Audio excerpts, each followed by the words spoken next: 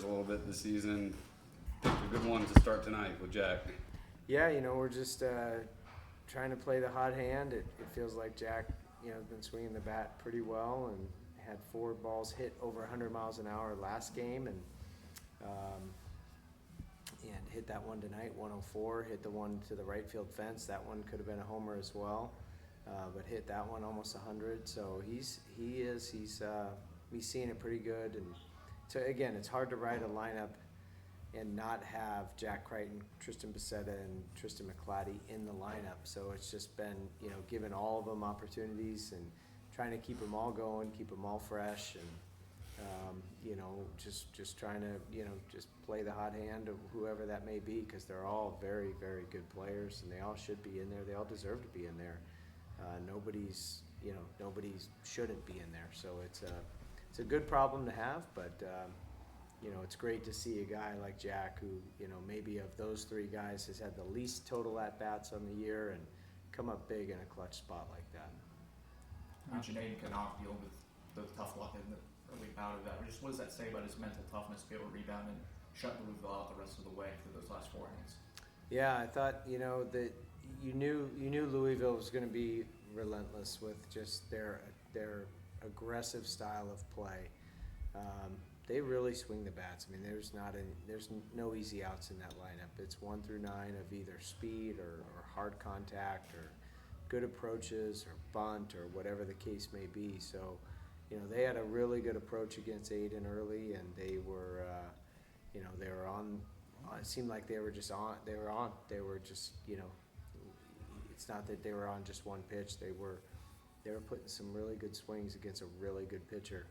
And then Aiden, being Aiden, adjusted and started going to some of his other pitches, started using the cutter a little bit more, and using the changeup a little bit more effectively, and then allowing that fastball to play up a little bit, and just did what he had to do to kind of settle in. But if he doesn't settle in and get us, through the 6th, then that's a totally different ball game. So that's a sign of a good pitcher that throws 31 pitches in the first inning. Things are going sideways. He gives up a quick 2-spot in the second inning, but then just has the poise and the mental capacity just to calm things down and just settle the game down. So that was a big deal, and just allowed us to mentally. We knew we were keeping it close. It was a 2-run game, then it was a 1-run game, and we're like, all right, we're going to get them. We're going to figure this out. We're going to find a way.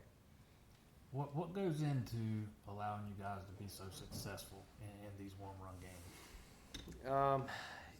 Probably a couple of things. One, it's we train for it, so their team speed. This is what was a little bit disappointing. Like, we'll put the clock on, on some of our defense, and we'll play faster than a 3-6 down the line. Right now, their guys are scooting down the line 4-0, 3-9, whatever, and so the idea is, to train above game speed.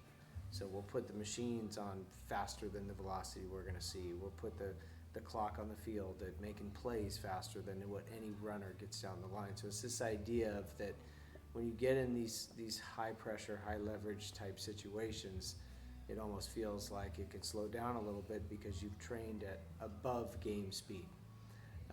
Now that wasn't always the case tonight. We did a couple of things unorthodox for us, but it's just how we train, and it starts in August, and it's part of that mindset of, whether it's mental toughness training or we're never out of the fight or it's all connected, but it's just being able to take a punch. It's being able to deal with adversity, and it's leaning into the fact that we're facing good teams, and if we want to compete to be the last team standing at the end, then we're going to have to be good in these high leverage, tight situations, high pressure situations.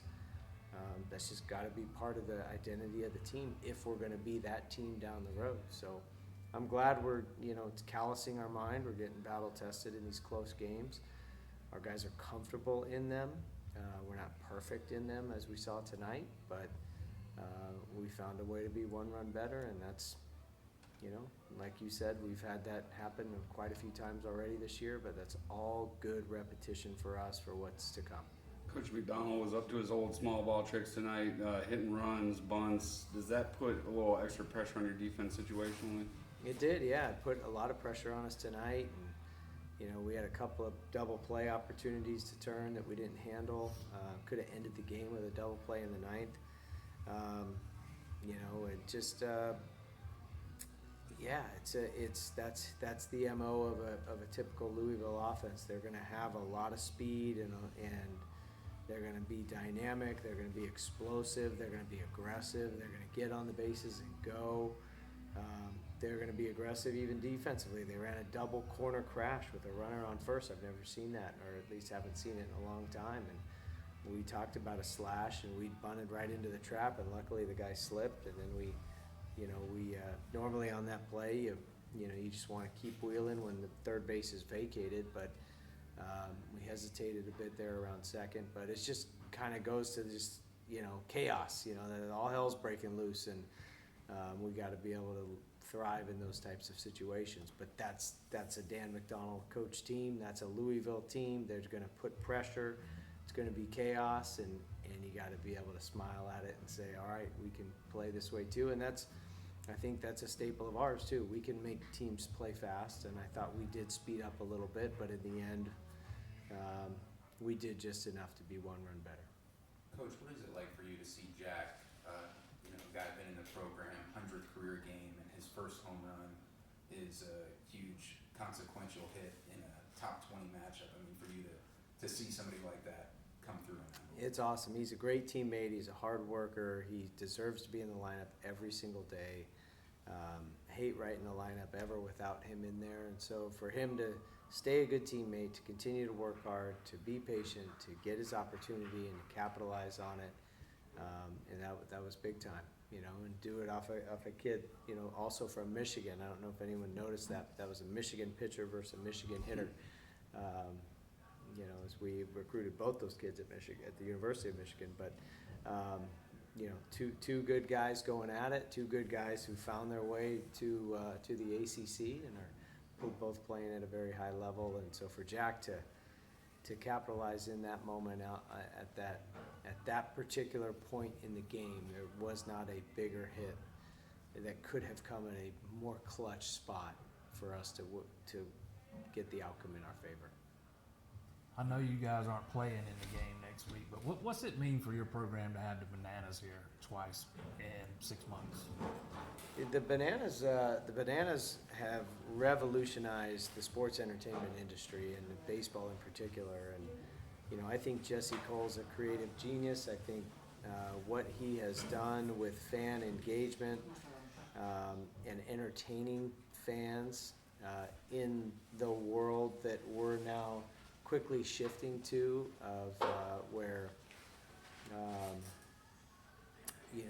the finances of college athletics are such more under the microscope than ever. He has really figured something out of how to engage and how to grow a fan base even more. Even these awesome college towns that already have these awesome fan bases, said it a million times, but for us, I love the atmosphere that we've created here. We average over 5,000 fans a game. It's electric, it's loud, but I think we can get to 10,000. And I think Jesse has some of the ingredients, and the Savannah Bananas have some of the ingredients that can create a more fun and exciting atmosphere, in addition to the baseball being played, that's going to help us bridge that gap and get to 10,000 fans here. And we got to do our part between the white lines. But then we want to create a situation where we're going to everyone and saying, we can't build this thing fast enough. There's a lot of demand, and we got to grow it. Coach, speaking of that atmosphere, with the alcohol sales now getting up in full swing for about a week now, have you noticed, I know you've been very excited about, the beer sales and bringing that atmosphere. Have you noticed a difference in the rowdiness or more support from the fans, or any change that's come since then? I have not looked over there. It seems like there's some energy going on over there. It seems like they're having a good time over there, which is great.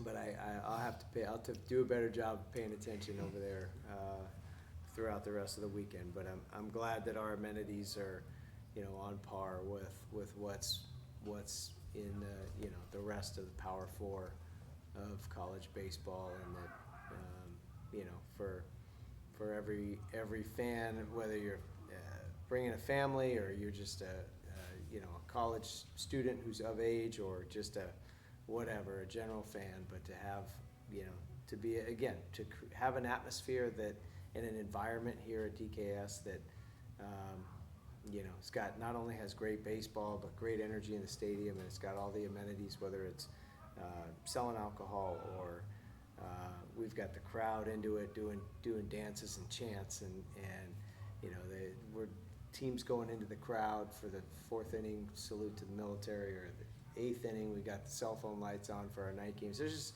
looking for ways to just make this an awesome atmosphere. So the beer sales are part of it, but it's just a part of it, and there's a lot of things. We got a lot of ideas of how to continue to grow this thing, but we certainly don't want to be deficient or short in any way. We want to provide the best experience possible for our awesome fans. Anything else for Coach?